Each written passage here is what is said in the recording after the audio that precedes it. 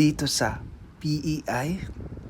Tingnan nyo, napakaganda talaga ng sunset dito sa isla. At napakatahimik po. At hindi ako nagsisisi na bumalik dito sa isla ng Canada.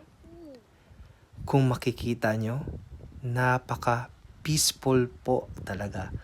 At higit sa lahat, hindi po crowded dito sa isla. At may time tayo sa family. At napakasimple ng buhay dito. Basta wag lang tayo ma-pride